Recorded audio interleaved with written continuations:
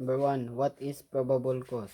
It is such reason supported by facts and circumstances as well warrant cautions man in the belief that his action and the means taken in prosecuting it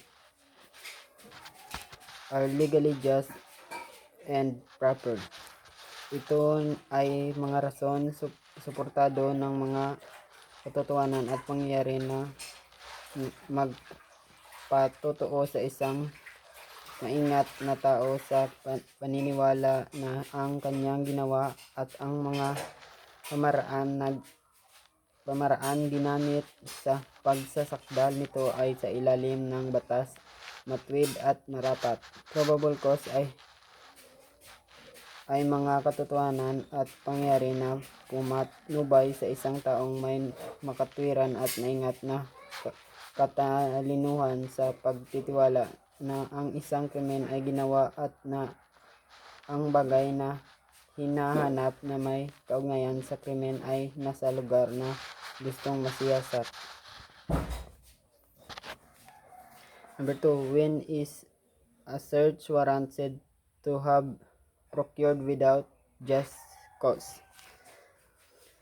A search warrant is said to have been procured without just cause when it appears on the face of the affidavit filed in support of the application, therefore, or through other evidence that the applicant had every reason to believe that the search warrant sought for was unjustified. Ang search warrant ay sinabing nakuha na walang matuwid na kadahilanan kung sa affidavit na ginamit sa pagsuporta ay sa aplikasyon nito makita o sa pamamagitan ng ibang ebidensya na ang aplikante ay may bawat rason na maniwala na ang search warrant na gustong makuha ay hindi marapat. Example, a peace officer wanted to verify a report that some corpse was unlawfully buried in a monastery. Instead of stating to the effect, he alleged in an affidavit that an opium was hidden in the premises. If no opium was found, the affidavit is guilty under this article.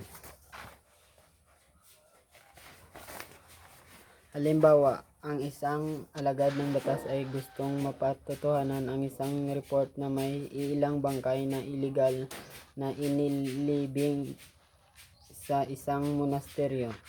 Sa halip na isabi ito, binigay niyang alegasyon sa kanyang affidavit ay may opium daw na nakatago sa loob ng monasteryo. Kung walang opium na makita, ang alagad ng batas ay managot sa ilalim ng artikulong ito. Number 3. What is the test to determine of just cause? The true test of lack of just cause is whether the affidavit filed in support of the application for search warrants of application for search warrant has been drawn such a manner that the perjury could be charged thereon on applicant be held liable for damage caused. The oath required must refer to the truth of the facts within the personal knowledge of the applicant for search warrant of his witness, not of the fact reported to me by a person who I consider to be reliable. Ang tunay na pagsusuri na walang matuwid na kadahilanan ay kung ang affidavit na inihalin sa pagsuporta ng aplikasyon para sa search warrant ay kinuha sa pamaraan na pwede siyang makasuhan ng perjury, panunumpa na walang katotohanan, at ang affiant ang nagbigay ng kanyang pinanumpang salaysay o affidavit. ang pwedeng managot para sa panira ng kanyang ginawa. Ang panunumpa ay hiningi ay dapat tumukoy sa katotohanan sa mga bagay na nasa personal kaalaman ng aplikante para sa search warrant o sa kanyang mga testigo, hindi sa mga bagay na ibinilita sa akin ng isang taong tinuturing kong mapagkatiwalaan.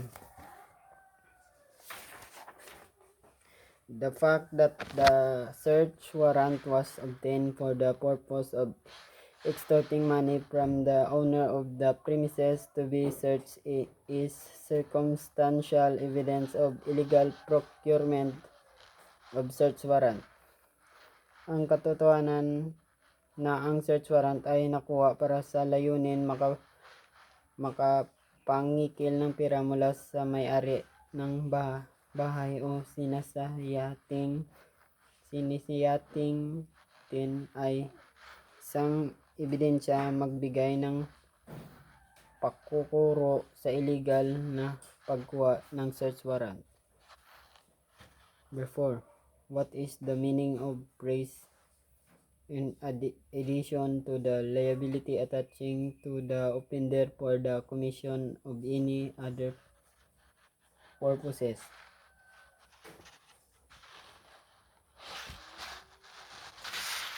Of any other offenses. The public officer procuring a search warrant without just cause may also be held liable for perjury if they made a willful and deliberate assertion of falsehood in the affidavit filed in support of the application for search warrant.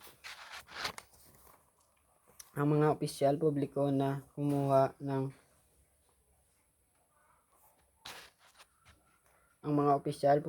kumuha ng search warrant ay walang matuwid na kadahilanan ang pwedeng ding managot sa perjury.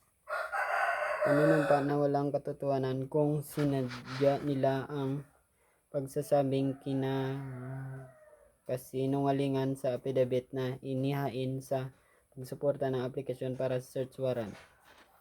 Number 5. Will the evidence obtained in violation of Section 2 of Article 3 of the 1987 Constitution admissible for any purpose in any proceedings? No, it is not admissible for any purposes in any proceeding. Thus, when papers or effects are obtained during unreasonable search and seizures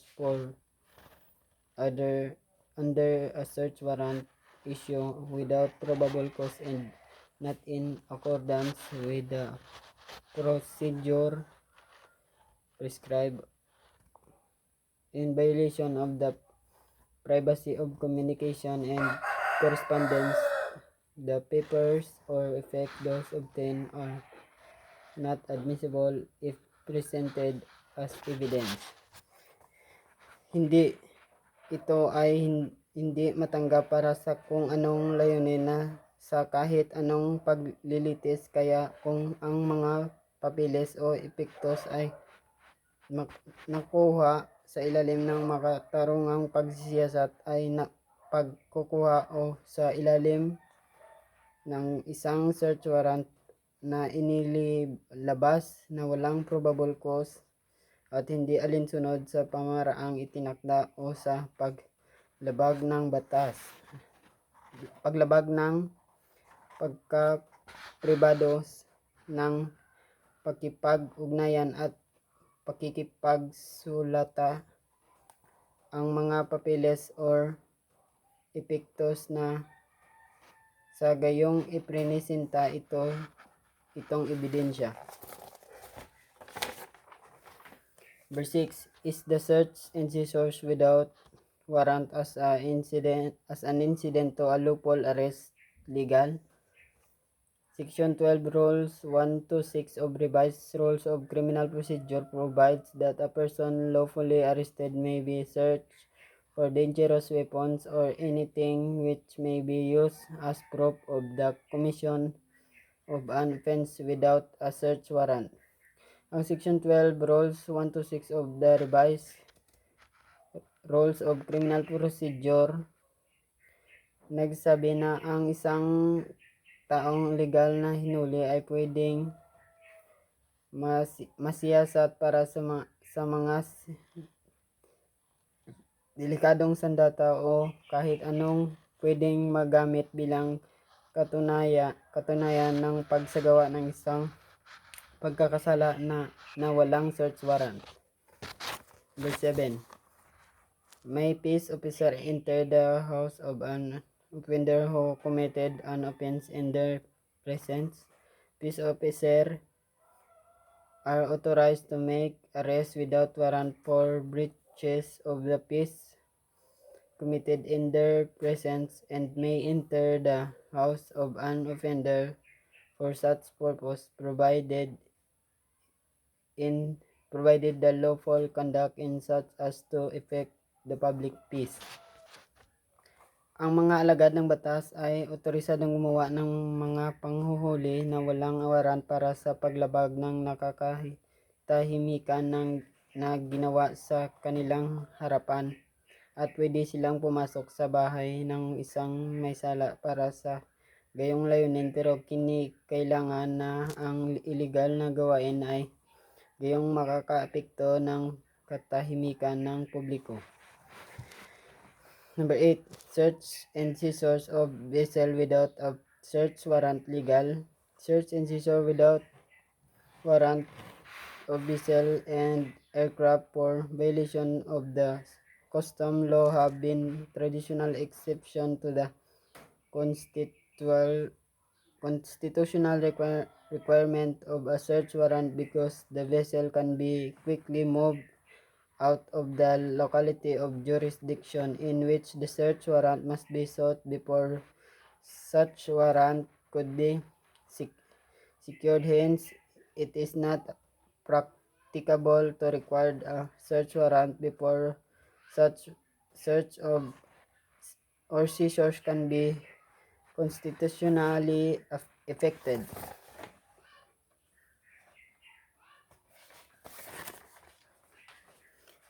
Ang pagsisiyasat at pagkuha na walang search warrant sa mga barko at eroplano para sa paglabag sa batas ng customs ay tradisyonal na pasubali sa hiningi ng saligang batas sa search warrant dahil sa ang barko ay mabilis na makaalis sa isang lugar na bago pa man makakuha ng search warrant. Kaya hindi marapat na may search warrant bago ang isagawa ang pagsiyasat at pagkuha. Number 9. What are the elements of exceeding authority or using unnecessary sovereignty in executing a search warrant legally procured? Elements of executing authority of using unnecessary sovereignty in executing a search warrant legally procured. Letter A. That the offender is a public officer or employee na ang may sala ay isang opisyal publiko o empleyado. Letter B. That he has legally procured a search warrant na nakuha niya ang search warrant sa illegal na pamaraan. C. That he exceed his authority or uses unnecessary severity in executing the same. Na lumabas siya sa kanyang otoridad o gumamit ng hindi kailangan karasang sa pagsagawa nito. Number 10. What is the example of exceeding authority in executing a search warrant? If the public officer in executing a search warrant for opium says books, personal letters, and other property having a remote or no connection sa opium, even if he believed or suspected that they had some relation with opium, such public officer may be held liable under Article 129.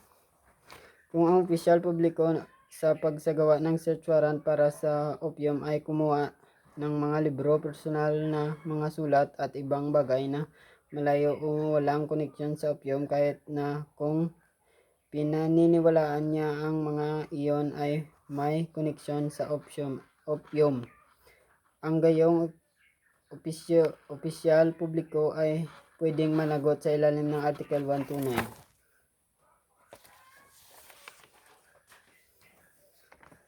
But possession of contraband article like firearm without license is a flagrant violation of the law, and the contraband can be seized without a right.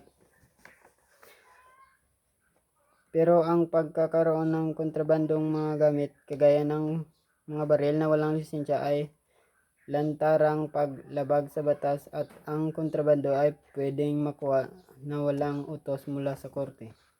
Number 11, what is an example of using unnecessary severity in executing search warrant? If in searching a house, the public officer destroyed furniture therein without any justification at all, he is guilty under Article 129 as having used unnecessary severity in executing the search warrant. Kung sa pagsiyasat ng mga bahay, ang opisyal publiko ay sumira ng kagamitan sa loob ng bahay na walang alinmang rason, managot siya sa ilalim ng Article 129 sa paggamit ng hindi kinakailangang karahasan sa pagsasagawa ng search warrant.